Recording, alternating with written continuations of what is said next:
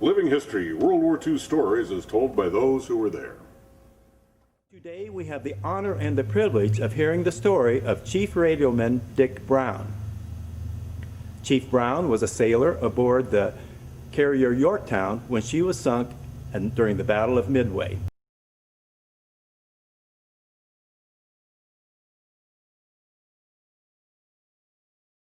We carried a few 5-inch guns, and they're not much.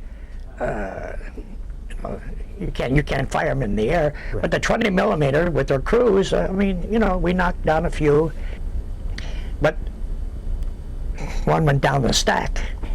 Finally, Elliott gave orders to abandon ship, and you drop lifelines in there. They're lines with knots.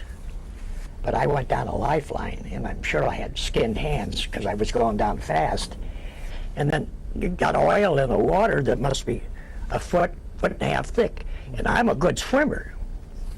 But, it's tough to make traction when you're in oil. But finally, I got away from the ship because I was afraid if it capsized, I'd be sucked under. And I wanted to get as far as I wanted. But also, I said, don't get by yourself because the Pacific is a very big ocean to find one little guy like you. So I swam where everybody else was swimming, and a longboat from the USS Balch, which was a destroyer, was out. And I caught a life preserver that they were trailing, and the gunnels were all full, everybody holding on, and I caught that, and I didn't let go. Now you've got to remember, in a task force or a task group, there's usually 4 destroyers and a heavy cruiser. So there were other people around, and everybody did their part. So I was taken aboard the USS Balch, and they took care of our physical needs. And to our amazement, the next morning, the Yorktown was still floating. It was tipped real bad.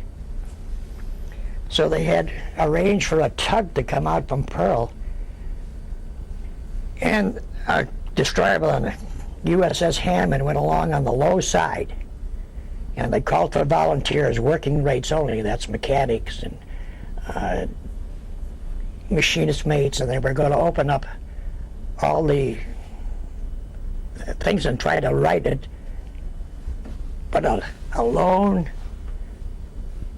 Japanese submarine from a long distance fired a spread of torpedoes, and it hit the Hammond, and the Hammond broke in half, and the depth charges went off, and those poor guys aboard the Yorktown had to get off again all over.